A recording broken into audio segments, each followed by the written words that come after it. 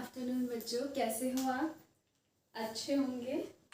तो आज हम क्या कर रहे हैं, आज हम 11 का सेकेंड चैप्टर पढ़ने जा रहे हैं जो है हमारा थर्मोडाइनमिक्स।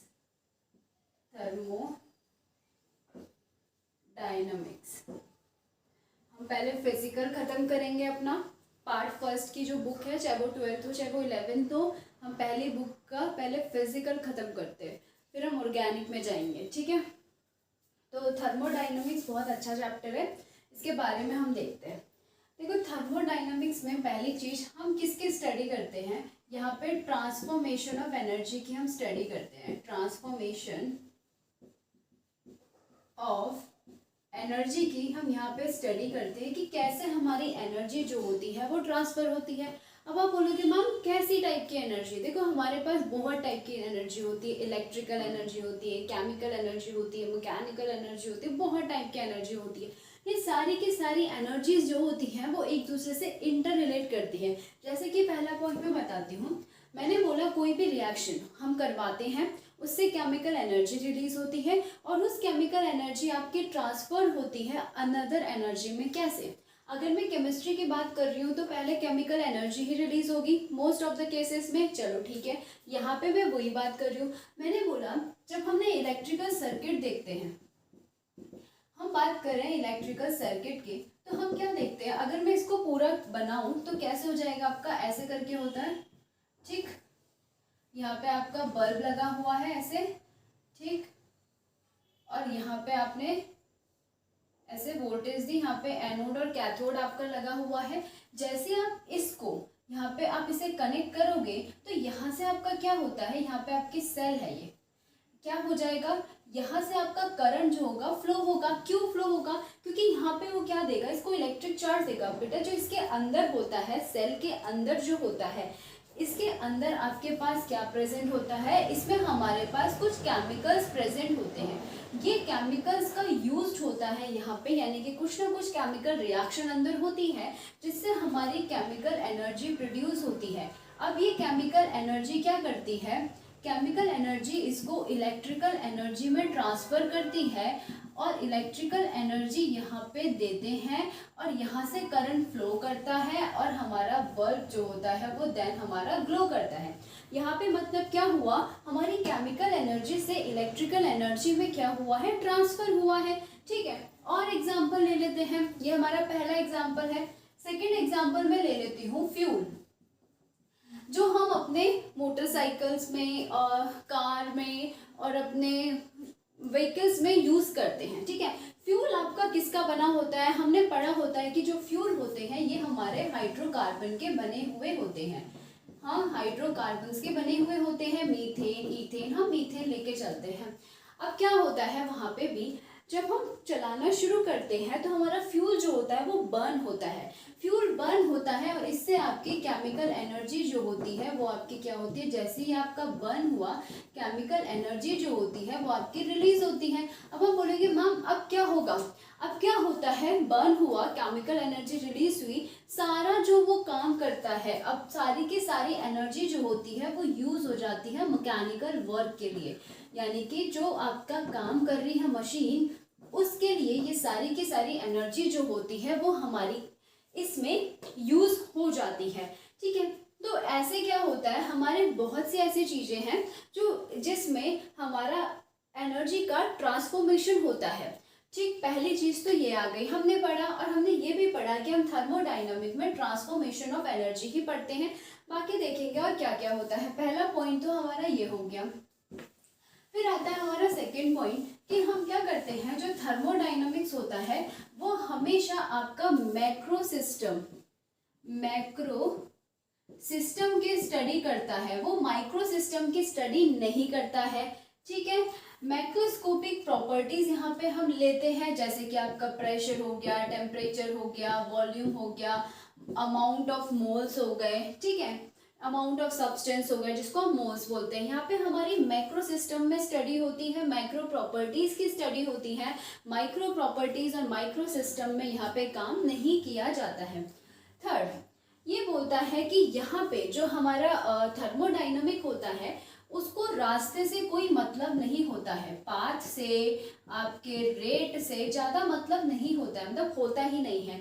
थर्मोडाइनमिक किसके बारे में बात करता है? इनिशियल एंड फाइनल स्टेट के बारे में वो हमारा बात कर रहा होता है। वो ये नहीं बोलता कि किस रेट से हमारी एनर्जी का ट्रांसफॉर्मेशन हुआ होगा और कैसे हुआ होगा, उसको उससे फ़र्क नहीं पड़ता, बस उसको इनिशियल और फाइनल स्टेट से फ़र्क पड़ता है। ठीक है, इससे फ़र्क पड़ता है, यानी कि हम इनिशियल और फाइनल स्टेट यहाँ पे देखते हैं। ठीक है, फोर्थ क्या होता है? थर्मोडाइनमिक के कुछ लॉज होते हैं। इसके जो लॉज होते हैं वो किस में अप्लाई होते हैं? ओनली आपके इक्विलिब्रियम सिस्टम में अप्लाई किए जाते हैं, या फिर अगर आप चेंज कर भी रहे हो तो एक इक्विलिब्रियम से अगर दूसरी इक्विलिब्रियम में चेंज हो रहा है तभी हमारा थर्मोडाइनमिक लॉ वहाँ पे अप्लाई किया जाएगा। अदरवाइज किसी भी चीज में आपका थर्मोडाइनमिक अप्लाई नहीं होगा, सिर्फ इक्विलिब्रियम सिस्टम में हमारा ये अप्लाई किया जाता है। ठीक है, अब ये सब हमने पढ़ लिया। अब यहाँ से हमारा कंक्लूजन निकल गया कि थर्मोडाइनमिक्स जो होता है हम उसमें ट्रांसफॉर्मेशन ऑफ एनर्जी के बारे में पढ़ रहे होते हैं। मैक्रो सिस्टम के बारे में पढ़ेंगे जिसमें प्रेशर, टेम्परेचर, वॉल्यूम और अमाउंट आ जाएगा। इसका मतलब है हम इसकी जब स्टडी करेंगे तो ये क्या हो जाएगी आपकी? ये हो जाएगी हमारी मैक्रोस्कोपिक प्रॉपर्टीज। मैक्रोस्कोपिक प्रॉपर्टीज हमारी ये हो जाती हैं। इतना हमें समझ आ गया। फिर हमने बोला कि थर्मोडाइनमिक जो होता है इनिशियल और फाइनल स्टेट में डिपेंडेंट होता है। उसको ये नहीं फर्क पड़ता कि हमारी जो एनर्जी का ट्रांसफॉर्मेशन हुआ होगा वो किस पाथ से हुआ होगा, यानी कि किस स्पीड से हो रहा होगा और कैसे हो रहा होगा, इससे उसको फर्क नहीं पड़ता है। जितने भी थर्मोडाइनमिक के लॉज होते हैं वो सारे के सारे इक्विलिब्रियम सिस्टम में लगते हैं। ठीक है, इतना हम समझ गए। तो हम इसे अब कर रहे हैं रब और आगे बढ़ते हैं। अब हम थर्मोडाइनमिक सिस्टम के बारे में पढ़ना शुरू करते हैं। देखो, थर्मोडाइनमिक्स में एनर्जी ट्रांसफॉर्मेशन पढ़ने से पहले और भी चीजें पढ़ेंगे। हम पढ़ेंगे सिस्टम एंड सराउंडिंग के बारे में। वो क्या होता है देखते हैं। सिस्टम होती है एंड सराउंडिंग होती है। देखो, सिस्टम वो होता है जहां पे सारे के सारे ऑब्जर्वेशन बोल सकते हैं, ऑब्जर्वेशन होती हैं। जितनी भी ऑब्जर्वेशन हम रिएक्शंस की कर रहे होंगे वो सारी की सारी हम सिस्टम में करते हैं। रेस्ट जितना भी आपका बचा वो सारा का सारा, यानी कि जहां पे हम ऑब्जर्वेशन कर रहे हैं उसके अलावा जो बचा वो हमारा सराउंडिंग हो जाएगा। अब हम इसको एग्जाम्पल में लेते हैं। एग्जाम्पल मैंने क्या ले लिया? बीकर लिया। अब मुझे क्या करना है? ए और बी की रिएक्शन करानी है। इस ए और बी को मैंने इस बीकर में डाला। अब क्या हो गया होगा? यहाँ पे रिएक्शन मिक्सचर हो चुका होगा, हमारे पास होगा। ठीक है, अब यानी कि जो भी मैं ऑब्जर्वेशन करूंगी इसके बीकर के अंदर करूंगी, यानी कि ये जो बीकर के अंदर ये है हमारा, ये हमारा सिस्टम हो जाएगा। और रेस्ट जो हमारा यूनिवर्स है, बाकी बचा कुचा, सॉरी नॉट यूनिवर्स, जितना भी हमारा इसके बाहर इन्वायरमेंट हो जाएगा, इसके अलावा जितना भी हमारा होगा वो हमारा क्या हो जाएगा? सराउंडिंग हो जाएगा। ठीक है, इतना हम समझ गए। चलो ठीक, अब क्या होता है कि सिस्टम प्लस सराउंडिंग अगर मिल जाए तो यूनिवर्स नहीं बन जाएगा। मैंने क्या बोला था? ये बन जाएगा हमारा यूनिवर्स। मैंने बोला कि मैंने एक बीकर लिया जिसमें रिएक्शन करा रहे हैं, तो ऑब्जर्वेशन में बीकर में करूंगी तो वो पार्ट मेरा सिस्टम हुआ। बाकी जितना भी बचा हुआ है वो हमारा क्या हुआ? सराउंडिंग हुआ। इन दोनों को मिला दिया जाए तो वो हमारा क्या बन जाता है? यूनिवर्स बन जाता है। ठीक है, अब वो बोल रहा होता है कि हम जब सिस्टम और सराउंडिंग को देख रहे होते हैं, यानी कि मैंने क्या लिया? मैंने एक बीकर ले लिया। ठीक, अब बीकर में मैंने कोई भी रिएक्शंस यहाँ पे हो रही है। सराउंडिंग और आपके सिस्टम के बीच में कुछ ना कुछ आपका कनेक्शन होगा, या फिर आप बोलोगे ये एक दूसरे से यहाँ पे सराउंडिंग है और ये हमारा सिस्टम है। इनके बीच में कुछ ना कुछ तो इंटरेक्शन हो रहा होगा, इनके बीच में कुछ ना कुछ इंटरेक्शन हो रहा होगा। अब जो इनके बीच में इंटरेक्शन हो रहा होता है, इन दोनों को जो सेपरेट करता है वो एक वॉल सेपरेट करती है। वॉल सेपरेट करती है, ये वॉल आपकी कैसे हो सकती है, इमेजिनरी हो सकती है, या फिर आप बोलो हाँ रियल हो सकती है, एंड आपकी ये इमेजिनरी हो सकती है। ठीक, यानी कि सिस्टम और सराउंडिंग के बीच में नॉर्मल सी बात है, बीकर में रिएक्शन होगा, आप नॉर्मली उसे रख दोगे, सराउंडिंग है, सराउंडिंग का टेम्परेचर, प्रेशर, सबसे फर्क तो पड़ेगा ही, पार्टिकल्स हमारे सराउंडिंग में घूमते हैं, बहुत चीजें होती हैं, तो कहीं ना कहीं सिस्टम और सराउंडिंग का क्या होता है, इंटरेक्शन होगा। लेकिन इस इंटरेक्शन के, ये जो इंटरेक्शन हो रहा है, इनके बीच में क्या आती है, एक वॉल आती है, जिसको हम या फिर ये बोलेंगे आपने क्या किया, इसे किसी से ढक दिया, वो तो आपकी रियल वॉल हो जाएगी। ठीक है, कॉनिकल फ्लास्क तो नहीं, आपने क्या किया, इसके ऊपर एक प्लेट से आपने इसे ढक दिया, तो वो आपकी क्या हो जाएगी, रियल हो जाएगी। अगर मैं बोलूं कि आपने इसे ढका नहीं है किसी से और इंटरेक्शन हो रहा है, तब हम मान के चलते हैं कि कुछ ना कुछ इसमें इमेजिनरी वॉल होगी। ठीक है, इतना हम समझ गए कि हमारे पास जो होती है वॉल कैसी होती है, रियल होती है और इमेजिनरी होती है, इतना भी हम समझ गए। अब हम सिस्टम के बारे में पढ़ते हैं। हमारे पास कितने टाइप के सिस्टम होते हैं, हाँ, या फिर तो आप वॉच ग्लास से ढक दो, मैं गलती से वॉच ग्लास से ढक दोगे, जब लैब में आ रहा है तो प्लेट तो नहीं बोलेंगे, या फिर आप बीकर को क्या करोगे, वॉच ग्लास से ढक दोगे, तो हमें बोलेंगे रियल आपने एक वॉल से ढका हुआ है, या फिर अगर कोई भी वॉल नहीं है उसमें, तो हम क्या बोलते हैं, एक इमेजिनरी वॉल सराउंडिंग और आपके सिस्टम के बीच में होगी। ठीक है, अब मैं बोल रही हूँ कि हम सिस्टम्स के बारे में पढ़ेंगे। सिस्टम, हमारे पास 3 टाइप के सिस्टम होते हैं। एक होता है हमारे पास ओपन सिस्टम। ओपन सिस्टम क्या होता है हमारा, ओपन सिस्टम होता है कि मान लो मैंने एक बीकर लिया, ठीक है, इसको किसी भी चीज से मैंने ढका नहीं है, यहाँ पे क्या होता है आपका, ऊपर से सराउंडिंग इसके साथ इंटरेक्शन करा रहा है, कोई इमेजिनरी वॉल इसमें होगी, ठीक है, एक कोई इमेजिनरी वॉल होगी, पर इतना फर्क तो उससे नहीं पड़ेगा। तो क्या होता है, ओपन सिस्टम है, सराउंडिंग और आपका जो सिस्टम के अंदर जितना भी मटेरियल है, यानी कि जो भी आपका सॉल्यूशन है, उन दोनों के बीच में मैटर का ट्रांसफर हो रहा होगा। यानी कि एग्जांपल मैं ले लूँ वाटर का, अगर मैं वाटर को बहुत ज़्यादा टेम्परेचर में रखूँ और हमारा जो बीकर है वो क्या है, खाली है, तो थोड़ी देर बाद आप क्या देखोगे, धीरे धीरे इस वाटर का इवेपोरेशन होने लगेगा। ठीक है, इसका मतलब क्या हो जाएगा कि कहीं ना कहीं हमारे सराउंडिंग और सिस्टम में क्या हो रहा है, इंटरेक्शन हो रहा है, और मैटर का क्या हो रहा है, आपका ट्रांसफर हो रहा है, और उसके बाद वहीं पे हमारा कंडेंसेशन भी हो सकता है कि थोड़ा सा आपका टेम्परेचर आपका लो गया, तो आपका क्या हो गया, फॉग की फॉर्म में नीचे आ जाता है पानी, तो हम बोल सकते हैं कि हाँ हमारा मैटर जो होता है वो ट्रांसफर हो सकता है। ओपन सिस्टम है, एनर्जी तो देखो ट्रांसफर होगी होगी, कंफर्म है, यहाँ पे क्या होगा, हमारा एनर्जी भी ट्रांसफर होगी एंड हमारा मैटर भी ट्रांसफर होगा, दोनों ही हमारे क्या हो जाएंगे, यहाँ पे ट्रांसफर हो जाएंगे। सेकंड हमारे पास आता है क्लोज सिस्टम। अब क्लोज सिस्टम में मैंने क्या किया, बीकर को ढक दिया, इस बीकर को मैंने क्या किया, वॉच ग्लास से ऐसे करके ढक दिया, यहाँ पे आपका क्या है, मैटर है, ठीक है, अंदर, ऊपर सराउंडिंग है, सराउंडिंग और इसका इंटरेक्शन नहीं हो पा रहा है। अगर मैंने कोई बॉटल ले ली, मैं एग्जांपल दिखाती हूँ आपको,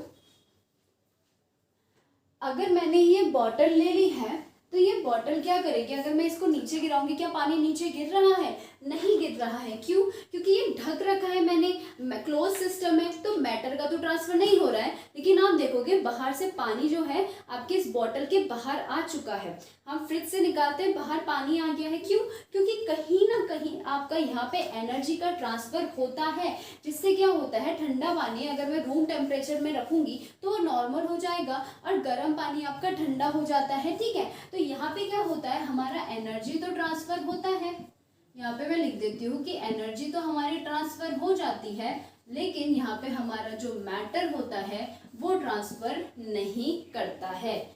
ठीक, इतना हम समझ गए। यहाँ पे जो हम सिस्टम लेते हैं बाहर से, मतलब जो भी हमारा ये सिस्टम होगा ये हमारा कंडक्टिंग सिस्टम होगा।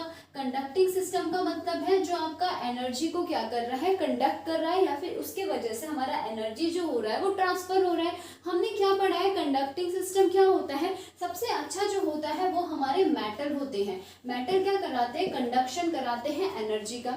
मेटल आप कोई भी ले लो, ज्यादातर हमें क्या देखने को मिलता है बाजार में, स्टील देखने को मिलता है, कॉपर की बनी हुई होती हैं आपकी बॉटल्स, ये देखने को बनी होती, ये देखने को मिलता है, स्टील देखने को मिलता है। यहाँ पे एनर्जी का क्या हो रहा होता है, कंडक्शन हो रहा होता है। नेक्स्ट मेरे पास आता है इंसुलेटेड। इंसुलेटेड तो हमें पता है कि हम क्या लेते हैं, हमारी जो बॉटल होती है, इंसुलेटेड बॉटल जो हमारी होती है, हम क्या करते हैं, हमारी उसको हम जब बाजार से खरीदते हैं तो हम देखते हैं कि काफ़ी टाइम तक हमारा जो वाटर है, अगर ठंडा पानी मैं उसमें डालती हूँ इंसुलेटेड बॉटल में, इंसुलेटेड का मतलब होता है कि कुछ भी आपका ट्रांसफर नहीं होगा। हम बोलते हैं ना मिल्टन की बॉटल लेनी है, तो ये जो बॉटल्स होती है इसमें क्या होता है, आपका एनर्जी जो इनकी वॉल होती है ये आपकी नॉन कंडक्टिंग मटेरियल की बनी हुई होती है, नॉन कंडक्टिंग मटेरियल की बनी हुई होती है। ठीक, इससे क्या होता है कि काफ़ी टाइम तक आप देखोगे आपका पानी जो होता है वो ठंडा रहता है, और गर्म पानी लोगे तो वो आपका गर्म रहेगा, यानी कि आपका एनर्जी एंड मैटर का ट्रांसफर दोनों का ही नहीं होगा। ठीक, इतना हम समझ गए। लेकिन हम देखते हैं कि जब हमारे घर में जो बॉटल्स होती है मिल्टन की, कुछ टाइम बाद, यानी कि अगर मैं रात को ठंडा पानी रखूंगी तो सुबह तक होते होते या फिर दिन तक होते होते वो आपका नॉर्मल टेम्परेचर में आ ही जाता है। ऐसा क्यों? क्योंकि जब बाजार में बॉटल बनती है वो परफेक्टली इंसुलेटेड नहीं होती है, बल्कि जब हम लैब्स में जाते हैं तो लैब में जो बड़े बड़े आपके ऐसे करके बड़े बड़े आपके बीकर ऐसे बने होते हैं, वहाँ पे आपका परफेक्टली इंसुलेटेड मटेरियल का बना हुआ होता है, जो आपका काफ़ी टाइम तक नहीं बोल सकते, वो तो आपका कंडक्शन एनर्जी करवाता ही नहीं है, और मैटर तो नॉर्मल सी बात है नहीं होगा क्योंकि ढक रखा है पूरा का पूरा। इतना हमें समझ आ गया, हमारे सिस्टम्स क्लियर हो गए हमें। ठीक, अब हम क्या पढ़ेंगे, नेक्स्ट टॉपिक हम यहाँ पे पढ़ेंगे जो है हमारा इंसुलेटेड सिस्टम।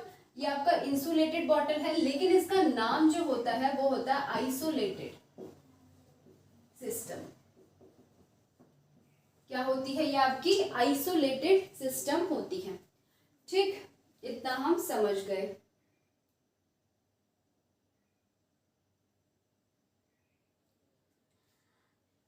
नेक्स्ट हमारे पास आती है जो होता है हमारे पास the state of the system.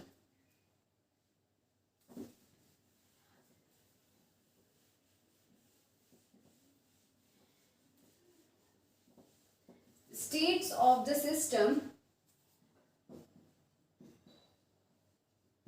System की स्टेट्स के बारे में वो बता रहा है।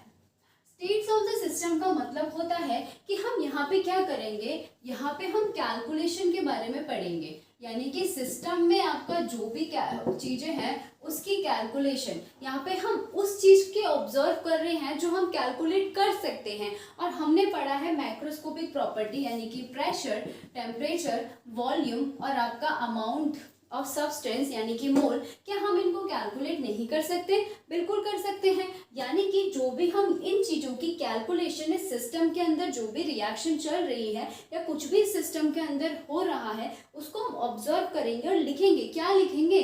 हम यही तो कैलकुलेट करके लिखेंगे कि इसका प्रेशर क्या होगा, टेम्परेचर क्या होगा, वॉल्यूम क्या होगा, यही।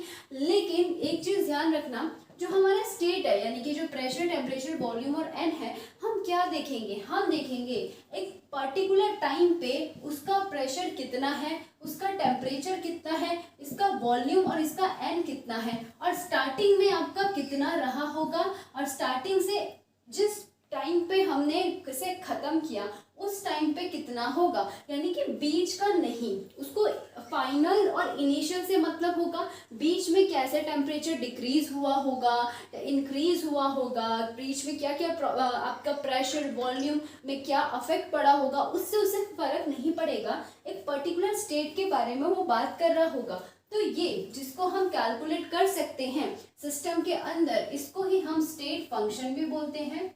और स्टेट वेरिएबल भी बोलते हैं, स्टेट फंक्शन एंड, या फिर और लिखो, एक ही चीज है, और स्टेट वेरिएबल्स भी हम इसे बोलते हैं। ठीक है। अब वो बोल रहा होता है कि अगर मैं कभी, अब आगे देखना, अब जब हम कैलकुलेशन करेंगे उसमें भी, और जब हम कर रहे होते हैं लैब में एक्सपेरिमेंट, उसमें भी जब हम एक्सपेरिमेंट कर रहे होते हैं, मान लो मैंने प्रेशर को निकाल दिया, ठीक, मैंने टेम्परेचर निकाल दिया, मैंने 2 निकाल दिए, तीसरा अपने आप ही फिक्स हो जाता है, मतलब ऑटोमेटिकली वो अपने आप को फिक्स कर लेता है। यानी कि वो बोलता है कि ज़रूरी नहीं है आपको सारे वेरिएबल्स निकालना है, जब भी आप ये प्रोसेस कर रहे होंगे तो आप 2 या कम से कम वेरिएबल्स भी निकाल लोगे, बाकी खुद अपने आप को शिफ्ट कर लेगा। ठीक है, इतना हम समझ गए।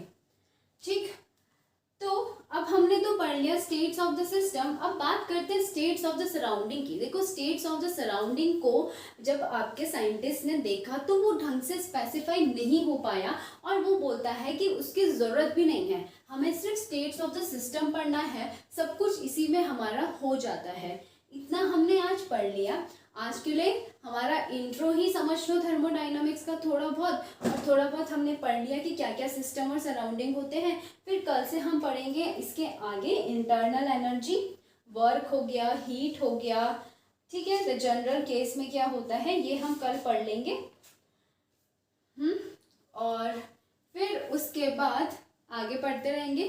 तो चलो फिर, खुश रहो, हंसते रहो, बाय बाय।